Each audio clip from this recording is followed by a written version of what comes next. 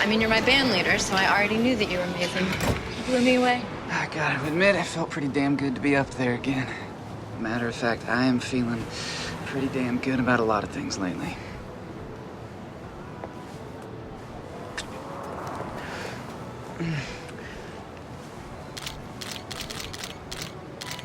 Hey, what are you doing? Hey! Who the hell was that? I have no idea. Why was he taking pictures? Was he paparazzi? I don't know. Come on, let's go. Thank you. Good morning, everyone. Good early afternoon, whatever it is. Thank you so much for being here to discuss Nashville and your music career. And so we have so many topics to talk about. But first, I want to open with saying that I think your story arc on the show is really the most compelling one. And for those of you not caught up, he plays the husband of Hayden Panettiere, and they are on the outs. Yes. And they have a child. Correct. And there is a love triangle of sorts forming. So what can you say to bring us up to date? Yeah, well, the journey of my character Avery Barkley has been really interesting. At the beginning of the show, he was not very likable. For those of you who have watched the show, he was sort of a kind of a narcissistic punk, really, and he kind of hit rock bottom and realized he wanted to change some things in his life, and that's when he got together with Juliet. So they have a beautiful child, Cadence, and Juliet was suffering from postpartum depression, and they ended up divorcing, and now Avery is dating Layla, who he's on tour with as her band manager, and yet he still, has a deep love for Juliet, and so that's kind of where we're at right now. So we're officially able to say that they're dating. Yeah, I mean, I don't know how many other people, character-wise on the show, know, but yeah, they are. Do you see yourself getting back together with Juliet? Or Avery, I should say, getting back together with Juliet since you're married with kids in real life. Yes. I mean, that's the tension that Avery's in right now is deep down he loves Juliet. I think he always will. But it's a matter of trust, and that trust has been broken a few times with her. So I think it's really hard for him to get over that and to see if they can be together again. So we're in the middle of that tension right now in terms of the shows that are airing. And you're such a natural as a dad on the show, and I assume that comes from being a dad in real life. So did that just flow seamlessly for you? Yeah, it did. I have 3 kids of my own. They're a little older now, and it brought back so many memories. And the twins that we have, they're the cutest, sweetest little babies, and they're the most well-behaved babies that I've ever seen, and they're just amazing. So Hayden and I are always, so excited when we get to work with them, and it brings a lot of joy to the set. Tell me about working with Hayden. It's amazing. I love working with Hayden. Her and I kind of have a similar journey in the sense that we've been working in the business since we were really young, and we both started in soap operas and everything, so there's a real work ethic that we have.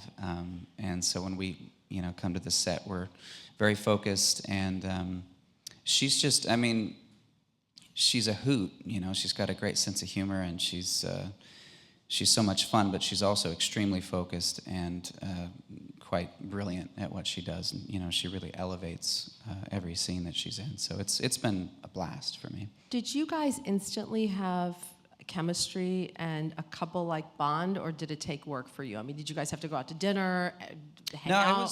It was just instant, It's funny, even in the pilot, they had our characters kind of bump into each other. And then it took a whole season, really, before the characters actually started hanging out. But there was, instant chemistry there. And, and over the years, when we first started the show, I remember Hayden said, if this show goes on for a few years, then this will kind of become like a family, and it really has. So, I love her dearly. She's a great friend. And it's nice to see Juliet 2.0 after eating humble pie, so to speak. Yes. Where do you want to see your character go if you could chart it out? That's a good question. I mean, it's always tricky as an actor being asked that because I'm not in charge of the story or anything, and so, I try to stay away from getting too specific because my hopes can get dashed. But, I think one of the things that hasn't been played much in the last few seasons is Avery's his own music. He's been producing other people's music and doing a lot of writing, but I think, going forward, there's a lot that could be played with more with his music. Well, you have performed on the show, obviously. Yeah. And it should be noted that Nashville is one of, I think it's the only, am I remiss in saying it's the only show? Okay, I don't want to put myself in that corner, but it's one of the handful of shows where all the leads are expected to sing and play their own music. Yeah. Because it's a show about country music. Right. So what has been the highlight for you in performing? Oh man, there's been so many. In season 1, working with T-Bone Burnett was like a dream come true. That was incredible. And another amazing thing for us that's been a real blessing is we've been able to perform at the Grand Ole Opry. I was literally about to ask you. Yeah. Unchained Melody, hi, anyone? Thank you. Yeah, that was so much fun, and the first time I performed at the Grand Ole Opry was, they had it at the Ryman Auditorium, and it's such a historic place, there's so much music history there that it just gives you chills. And my dad actually sang country music and recorded an album in Nashville when I was young. So I grew up listening to Elvis gospel music and Roy Orbison and all this kind of stuff. So the first time I sang at the Grand Ole Opry, I sang an Elvis gospel song and dedicated it to him. And it really kind of brought me back to my childhood, being around all that sort of classic country music. It was a really amazing experience. Alicia Witt was here, as I was telling you, and I asked her about performing there too, and she said the thing that struck her the most was, aside from the history that's just embedded in the walls of the place, is the sound quality. Yeah. And how she's never performed at a venue where the sound was so pure. Yeah. Was that that's true, actually. It's amazing. And you don't get any rehearsals when you're there on the stage. Yeah, you just rehearse backstage in a room, and then you go out there and perform. And so you don't really know what it's going to sound like till you're actually out there. And it's an amazing place to sing because you can really hear the music and hear your voice in a way that's really wonderful. And the musicians that they have, the band that they put together in the Opry is just some of the best musicians in the world. And they can just pull almost pretty much anything off, any kind of song you send them, and you go out there with no rehearsals and you just do it. How do you just do it? Do you have to give yourself a pep talk, or do you literally just go out there and you're in? Yeah, you try to prepare at home, and then you have your one rehearsal, and there's something energizing about that. You're kind of walking out on a tightrope, really. But it's such a magical place. And it's really a warm place as well. All the people that work there are just, they're so welcoming, and it makes you feel really comfortable. So yeah, it's been fun. And I know you write a lot of original music, so tell me about that. I know you have an EP coming out. Yes. Yeah, I've been writing music since I was really young, and been playing in a band, Enation, for quite a few years. We have our new EP coming out. It's called Blame Shifter. It's coming out May 13. And we're really excited about it. Right now I'm touring with Nashville with the show. That's why we're here in New York, which we're really excited about. And then I'm going to go on tour with the band in the rest of May and June. So a lot of music over the summer. So when you're touring with your band, does the whole family come along, or is it just you're focused, you're on the bus, you're doing it? I wish I could bring my whole family. We love being together, and when I go on location to shoot films and stuff, then they come with me. But so far in the music, they haven't. It's kind of cramped quarters, and traveling all over, and they're in school and everything. So School schmool. There you go. I like that. Speaking to an artist, FaceTime. God bless FaceTime. So I get to see them every day, which is great. And what's the flavor of the EP, if you could quantify it? It's a couple things. On one hand, it's definitely kind of an alt-rock album. And then on the other hand, there's a couple more acoustic stuff. And in some ways it kind of connects. I'm from the Northwest, from Washington State, and I grew up around music like Pearl Jam and Nirvana and, rock music. So there's some of that, and then there's also some more roots music. I have a song on there called Alleluia, which is a little bit more of an acoustic, almost, in the vein of some of REM's older music. And then we also put Unchained Melody live as a bonus track from the Grand Ole Opry on there. So it kind of connects those two worlds for us, of more edgy three-piece alt-rock music with more roots-oriented music. What was the first moment that you remember that you wanted to be a musician? Oh, wow. I was so young. I started playing guitar when I was 8, and I performed for the first time at a show my dad was performing at, and I sang, I think, Elvis, Love Me Tender, and a Garth Brooks song. But pretty early on, really. I mean, I started writing my own music when I was 11. So I'd say it was probably 11 or 12 when, and we started playing like the Sunset Strip, the Roxy, Whiskey A Go-Go, and everything. And amazing. Yeah, I was really young, and my dad and my uncle actually were in the band with my brother and I. So it was 2 generations of brothers playing together, which was really fun. What a bonding experience that must have been. Yeah, for sure. Where did you find the confidence to write your own songs at 11?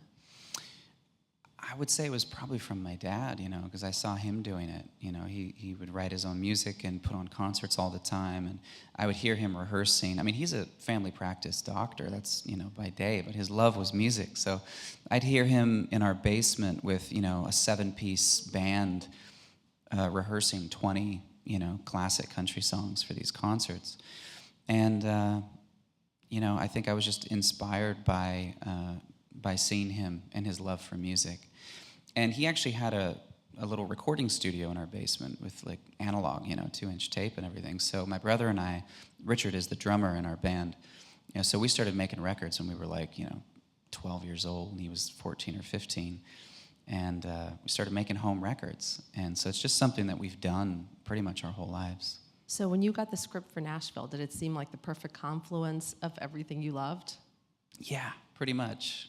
I mean, it was the thing that I was drawn to the most, I'll be honest, about the script was the characters and the story, that Callie Curry had created. The fact that there was a music component to it was just like icing, on the cake. I just thought, man, this is incredible. And I didn't find out until we were about to film that T-Bone Burnett was involved with the music. So then it just went from, okay, incredible script, incredible characters, there's music involved to not just music, but T-Bone Burnett, which, I mean, that's like the gold sprinkle on the icing on the cake. It was a dream come true. I mean, a quick little story is I was in Washington State, my hometown, in Vancouver, Washington, where I'm from. I was sitting at a cafe. This was probably 3 years before Nashville came around. And I was just jotting down kind of in a journal, just people I would love to work with someday that I thought there's no way on earth this is ever going to happen. But T-Bone Burnett was like at the top of the list. I thought if I could ever work with somebody musically that comes from this just soulful and beautiful place, there's nobody like him. And then 3 years later, there I was, in the studio working on Nashville, and it was just one of those moments you just go, wow, okay, this is amazing. If I can visualize it, it can happen. I never thought it would happen, but it's amazing. Speaking of icing, and this is a very awkward segue, so forgive me, but I want to know about the restaurant that you just opened. Yes, we opened a restaurant in Nashville. It's actually in Franklin, which is about 15 minutes outside of Nashville, and it's called Jack and Jameson Smokehouse, and it's also a music venue, which was one of the main reasons why I wanted to get involved. And a couple great friends of mine were starting it and asked if I wanted to be involved. And it's been really incredible. It's been open for a couple months now, and people are coming in from different states to come in and check it out. We've had some really wonderful concerts there, and it's just great. I mean, my wife, her parents ran a fine dining Italian restaurant in Vancouver, BC for like 17 years, where she was from. So she had it in her background, but I was a novice to the restaurant business, and but it's been so much fun. It's been great for the community, and at some point we're gonna probably start streaming some of the concerts from there and everything. But it's been really cool. Look at you going all high tech. Yeah. That's about as far as it goes. Are you a big foodie? Yes and no. I've become more so since I got married. I've been married for quite a few years now. I got married when I was really young, and my wife is Italian, and because her parents were in the restaurant business, and so I've learned a lot more about how to appreciate food and coffee and a lot of things from her, which I'm very grateful for. Coffee, man's best friend, yes. and woman's best friend. Yeah. Yes. What's the one song that you wish you could have written? Oh, there are a lot. I mean, one of them that maybe isn't as well known would be a song called "Moment of Surrender." It's a U2 song. I just think it's one of the best songs ever written, and that would definitely be one of them. But there are so many. I mean, gosh, it's so like many asking Van you to- Morrison yeah. songs and Leonard Cohen songs and REM songs. I mean, on and on it goes. But that one is just one of those songs. I think that you just can't beat it. It's pretty amazing. Now, I know we've already spoken about T-Burn Burnett, so he can't be on this list. But who are the most influential musicians you've collaborated with? That I've collaborated with. Well, I would say Buddy Miller, who has been producing music on the show for the last 3 seasons. He is such a brilliant musician and songwriter and producer. Just being in the room with him is an amazing thing. And also Colin Linden, who he plays a lot of the guitars on the show. So when you see Deacon, playing guitar, Colin Linden's actually recorded the guitar track, and then, we learn the parts and play them on the show. But he's in a band called Blackie and the Rodeo Kings, and he does his solo work and everything. And he's actually the band leader on the tour when we go out with the cast. And he's played shows with Enation as well, and he is so inspiring and the most, gentle soul. Is so filled with just goodness and the kind of guy that you just would love to be around. And probably one of the most incredible guitar players I've ever seen and certainly ever worked with. So versatile, so soulful, and just, every night my eyes go wide. You're and I like, just go, oh. wow. Well, is it Amazing. easier for you, like now that you're not playing music on the show, at least in this story, in this season, is it easier playing Avery or not?